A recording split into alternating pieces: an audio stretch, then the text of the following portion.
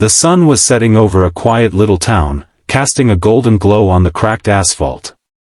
People hurried home after a long day, but for Daniel, the day wasn't quite over. He had one last errand to run, a small job, a task that seemed too simple to matter much. But little did he know, this seemingly insignificant moment would change his life forever. Daniel crouched beside the motorcycle, its engine purring like a wounded animal in need of care. He wiped his hands on his faded jeans and rubbed his tired eyes, mentally running through the last few things he needed to fix. His garage was small, the space cluttered with tools, bike parts, and half-finished projects. It wasn't the most glamorous place, but it was his. It was where he felt at home. "Hey, do you need a hand?" a voice broke through his thoughts. Daniel looked up, his eyes meeting the soft gaze of a woman standing just a few feet away.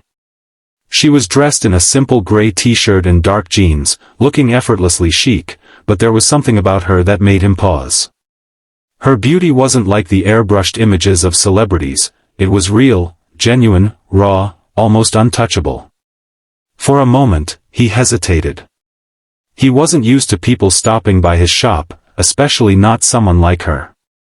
But then he saw her smile, a smile that made something in his chest tighten. Sure, Daniel stammered, wiping his hands on a rag. "Just tightening some things here.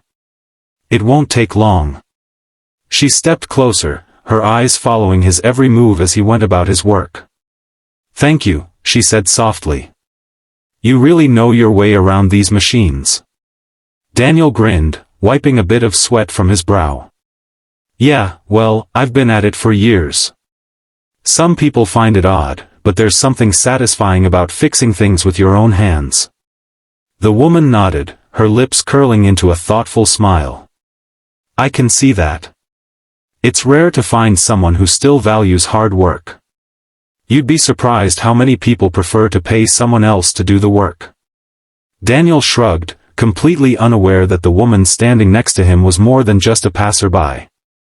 She was someone who could buy everything he owned without even blinking, yet she chose to stand there, watching him in silence. What he didn't know was that she wasn't just watching the motorcycle being repaired, she was watching him. She was watching his kindness, his dedication, his quiet strength. As Daniel worked, they talked. It started with the bike, but soon they moved on to other topics, life, dreams, struggles. She spoke about her travels, her upbringing, and the loneliness that often came with her success. Her words weren't those of a spoiled heiress, they were the words of a woman who longed for something more than money, something real. Daniel couldn't help but admire her candor. Most people he met were too busy hiding behind their wealth or their titles. But this woman, there was something different about her. For hours, they spoke, and Daniel never once questioned who she was or what she had. They talked as if they were equals, both sharing their experiences and learning from one another. It was refreshing for both of them, an unexpected connection in a world where it seemed like everyone was too preoccupied to truly connect. As the sun dipped below the horizon, the motorcycle was finally fixed. Daniel stood up, brushing the dirt from his hands, feeling a sense of satisfaction. He looked at the woman, smiling. "All done. Should run just fine now." She smiled back, but there was something behind her eyes that made Daniel pause. It was as if she was about to say something important, something that would change everything. "Thank you," she said softly.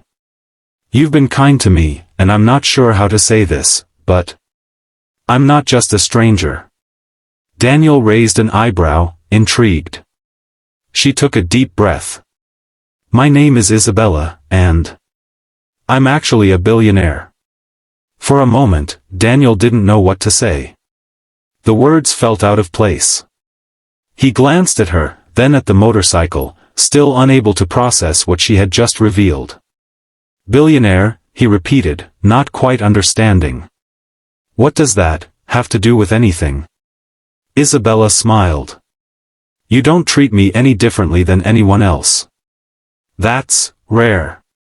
Most people just see the money, the status, the fame. But you, you saw me as I am, not as who I can be to them. Daniel's heart skipped a beat.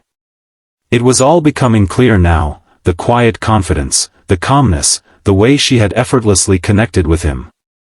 She wasn't just anyone. She was someone whose world was vastly different from his own. I don't know what to say, he muttered, his mind racing. I didn't even know. Isabella laughed softly. You didn't need to know. I didn't want you to know. I just wanted to be around someone who was genuine. And I think I've found that in you. Daniel felt a flush of heat rise to his cheeks.